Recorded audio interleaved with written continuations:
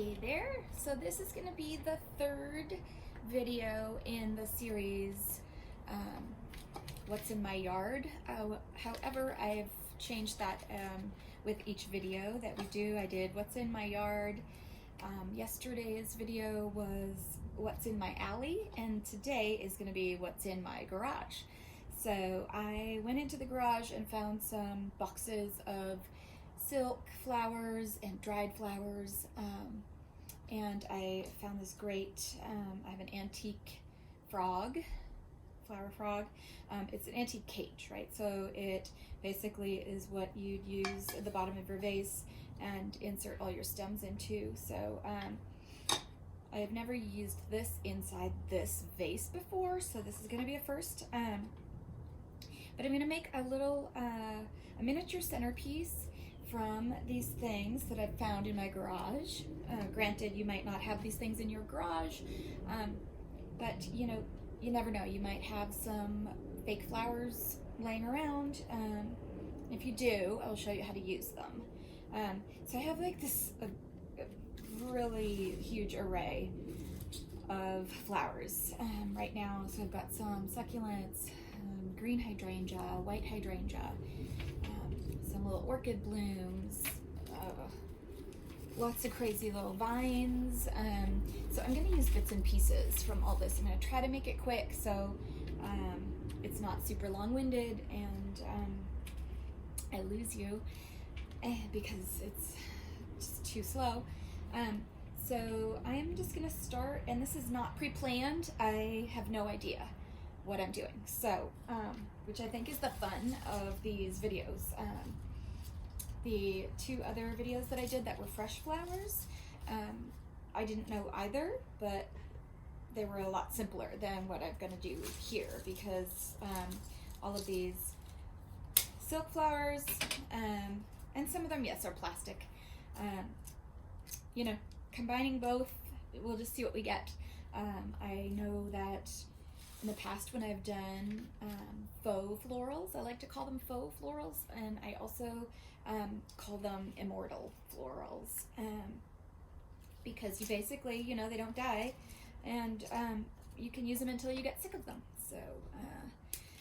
So the first thing that I'm going to start doing is cutting off. So this is how they come. They come in this crazy thing that's all attached, right?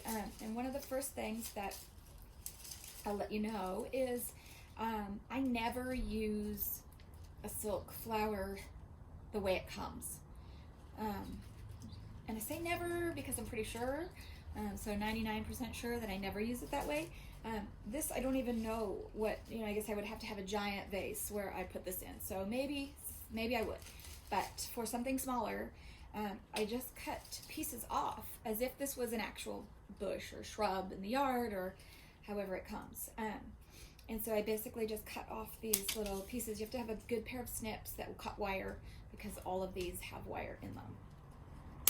So I'm just going to cut off 3 or 4 bits, save the rest for another day.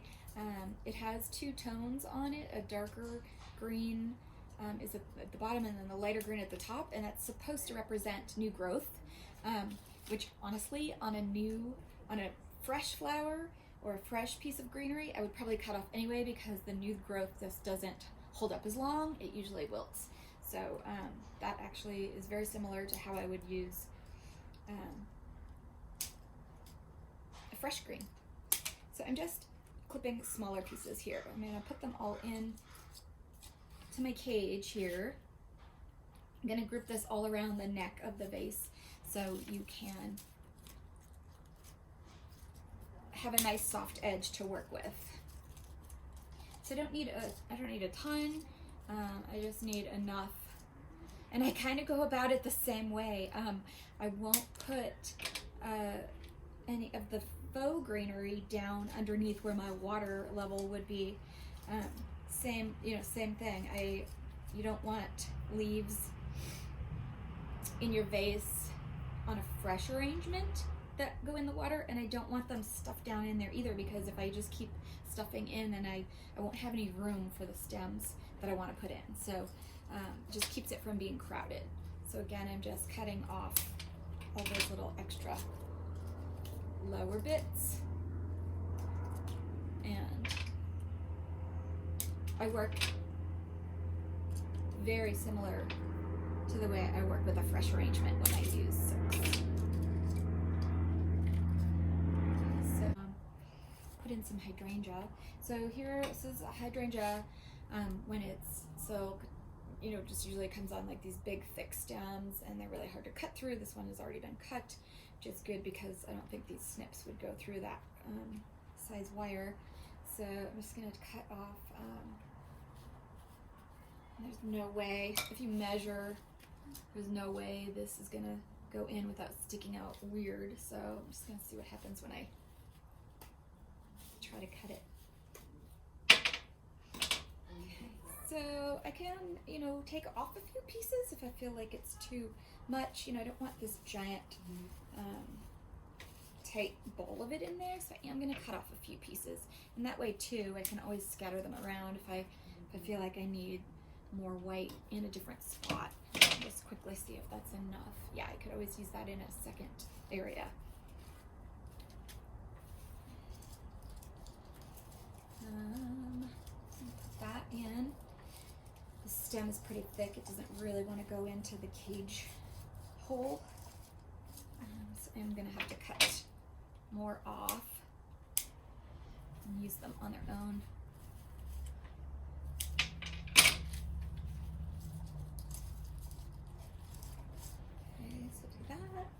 They do start to fall apart. Don't get discouraged. It's no big deal.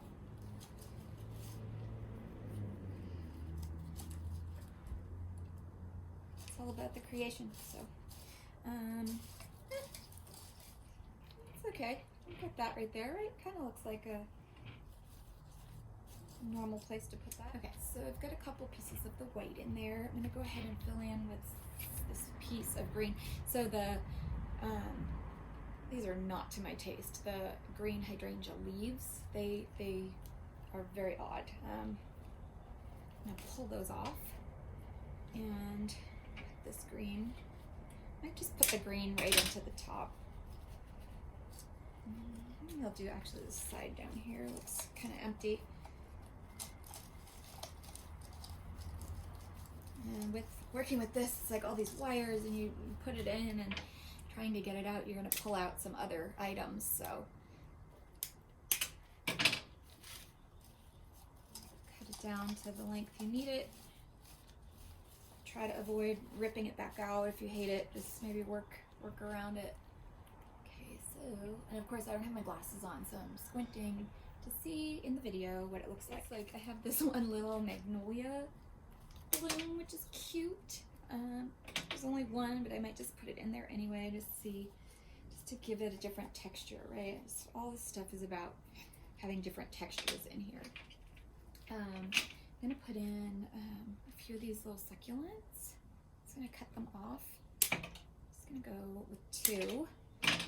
And then I'm gonna put in some of these fake cymbidium blooms. They're so cool. They all came on a big long stem like real cymbidiums do. And then I cut them off, and that's what we do with the real cymbidiums as well. We cut them off and we put them in water tubes, and then we insert them into flower arrangements. And I'm just gonna do it the same way that I would do with something fresh. So I would have it here, I'd probably have one over here. I'm gonna go for my trio of items again. Put one in this area that looks kind of sparse right here. Let's see. I'm actually gonna put it up here I'm gonna put it into the hydrangea. That will hold it a little bit better, and because of the contrasting color, you'll see that. Let's see. Yeah, I can move my, that's better. You can really see what's happening. Okay, note to self, I will do the next video closer to the camera.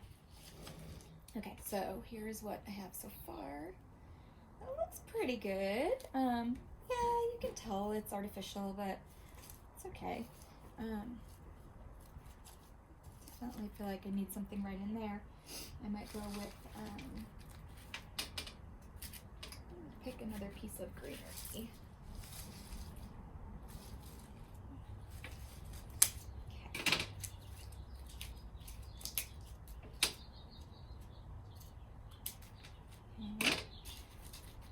Do that because this little magnolia bloom just doesn't, it's not behaving.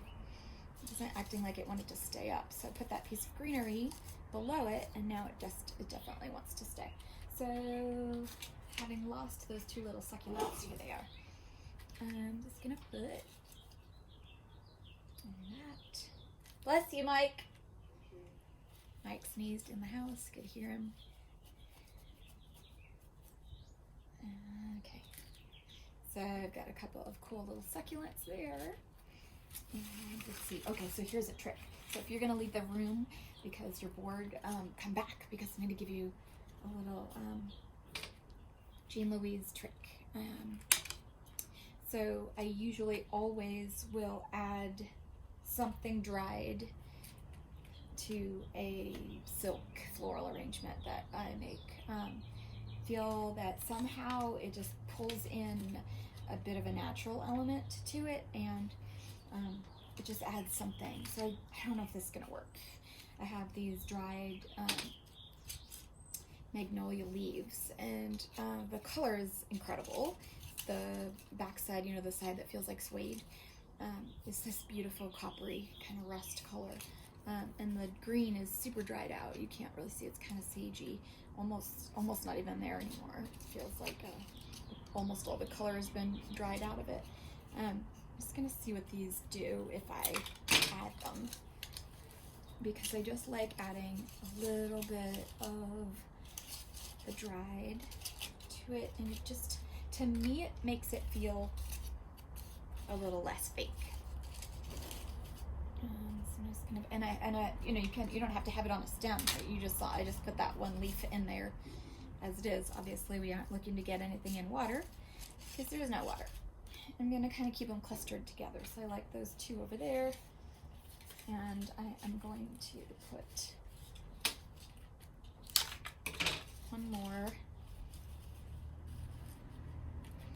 over here. And I don't want too many. Then again, you know, see, I think I will, let's stop there. Just have those three areas, that 1, 2, 3. Move this over here again, you know, not to get caught up and just use the odd number as a crutch, but I just like it just works for me, so. Okay, so see, I have all of these items. I have one more dried item that I might see what it looks like. I have these dried nigella pods. They're really pretty. Kind of a beige tone. I think that could look good. I think that'll look good, actually. A couple of those.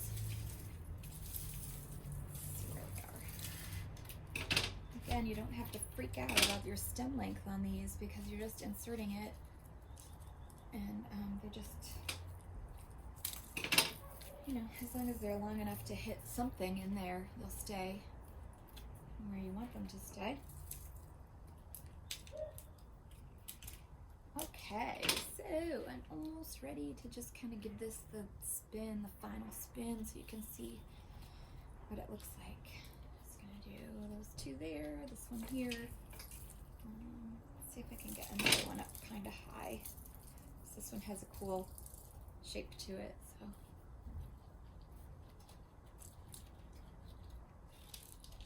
And that didn't work, so it totally sunk in.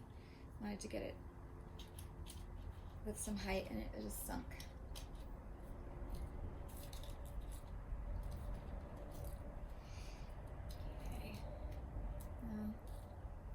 It's not really where I want it. This one just bent and broke, so, you know, it's trial and error, so that's decent. Okay, and here is the finished product. So, you know, this could be a little centerpiece for your table, maybe for this weekend. Yeah, so thank you for tuning in, and that was an episode of What's in My Garage. I'm Jean Louise with Juniper.